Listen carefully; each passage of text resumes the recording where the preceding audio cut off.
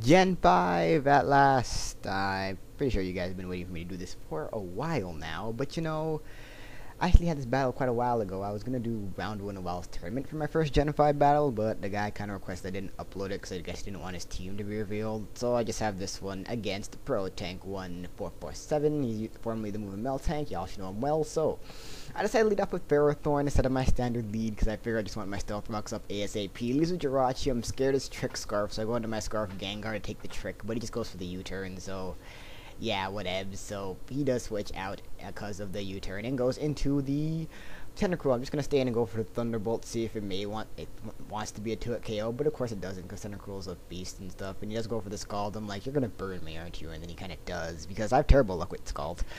Anywho, so Burn don't want to stay in because I know I can't kill him, and I kind of want my Gengar for later, so I just go straight back into Ferrothorn because I can wall the thing to all end. And he goes for Toxic Spikes. I'm not sure why, since he did see the Nidoking, and I can't just absorb them. But either way, I think I'm just gonna take this opportunity to set up my Stealth Rocks as he goes into a Ferrothorn of his own, just to set his own up. So I figure Stealth Rocks are coming, so it's the best time for me to go into my own Nidoking to get rid of the Toxic Spikes, and he does go for the Stealth Rock. So here I'm positive he's gonna predict the Fire Blast and go into Latios, and thank God he did, which is awesome because I killed this Latios because I predicted that, and I went for the Ice Beam and killed him because Sheer Force Life Orb Nidoking is awesome.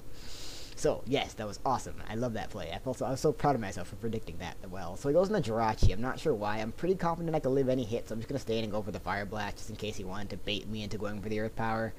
Either way, go for the Fire Blast because I know it will kill, and it does. So down goes the Jirachi. So Nidoking is doing some work on his team there. So he goes into the Lucario.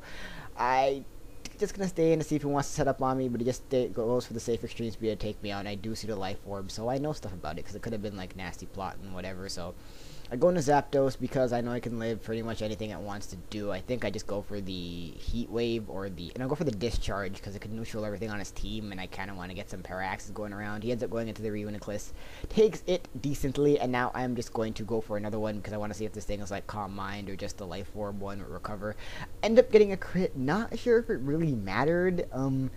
It seems like it would, but I don't think it really did, just because he has the Recover, and it really didn't make a difference in the amount of hit points that Reuniclus ended off, and he did go faster than me because I did go to phase him out there with the Roar, so I guess it kind of mattered, but he kind of makes up for it here anyways, because he's going to go into Tentacruel. I know I can live any hit. I'm just going to go for the Discharge to hopefully kill him off, but it doesn't, and he is going to be able to go for the Ice Beam. I know I can live one, and I do live it, but he freezes me, so yeah, so that really sucks. I'm just gonna let my Zapdos die here. I could have roosted off the damage, and I would have had my Zapdos for later on in the game, which would have helped me, but whatever. He's gonna Scald and finish me off, which sucks, and that's life. So I'm not gonna go into Gengar for the easy revenge with the Thunderbolt. I think I go for the Shadow Ball here, figuring it'd kill and kind of predicting him to switch, but yeah, it actually doesn't kill. Holy crap, Tentacruel's a special monster, and yeah, I kind of played stupidly there, but anyways, lose my Gengar. Tentacruel's really low. I'm just going to go to Timothy to kill him off with the Dragon Claw. That's going to be an easy kill, so Dragon Claw is going to take out the Tentacruel pretty easily because I don't run Outrage because I'm too cool for Outrage. This is why I run Dragon Claw, for situations like that. We just want to pick off something weak.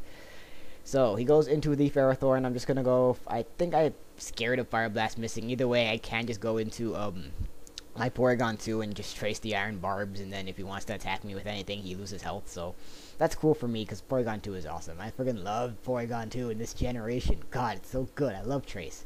So I go for the Ice Beam, because I know it won't do much, and I figured he's just going to Leech Seed me, which is fine, because I have reliable recovery, unlike the Ferrothorn, so it's really a losing battle in the Star Wars sense, because I can just, recover, stall him out forever, and I'm not doing great damage, but if he wants to attack me with Power Up, like right here, it will do nothing, and he just loses health due to Iron Barbs. Even though Porygon 2 doesn't have any Iron Barbs, it just traced the ability, so that's how that works. So, that is... Wow, I just randomly got loud there for its own reason. So, I just go for the Recover because that's what Porygon 2 likes to do. It ends up going right back into the Reuniclus to get some Leech Seed health on it, I guess. So, I don't want to take the Focus Blast. I'm just going to go into Ferrothorn as Death Fodder because I don't need it for much anymore. So, yes, Ferrothorn is like the funnest thing with Death Fodder because it's... I don't know. Okay, so yes, Focus Blast, and I figured it'd kill, but it actually does a lot less than I thought. I am running the standard one, but still, it did less than I thought. I don't know much about Gen 5, I guess. Whatever. Goes for another Focus Blast, he ends up missing. I go for the Power Up just to get damage off, figured he'd kill me, and yeah, that Focus Blast miss kinda hurt him, and right here, he's gonna miss Focus Blast again, but I miss power up on the same turn, so that was just a dead turn that didn't mean anything, because even though I got more lefties getting, I'm still in the range where Focus Blast can kill me off, so it didn't really matter. So he's going to Focus Blast again. That's going to take out the Ferrothorn, and now I'm looking in a pretty good position to clean up. I'm just going to go into Porygon 2 here because I want the Magic Guard trace, just in case he wants to go back into Ferrothorn and try to stall me out. He can't Leech Seed stall me anymore. That was my mindset at the time, and I know. So I go for the Thunder. I know I go for the Recover because I'm in Porygon 2. And when you play with Evilite Porygon 2, you have to recover as many times as you can because you don't have any lefties gained. So yeah, I go for the T-Wave here. Porygon can live any hit. He goes for the high jump kick. I didn't even know Lucario can learn high jump kick in Gen 5. I thought it only got close combat. It shows what I know, so it's kind of stupid of me because I kind of forgot about the extreme speed, but I just wanted to slow this thing down to force it to go for the extreme speed when I go into Timothy here, my Ments.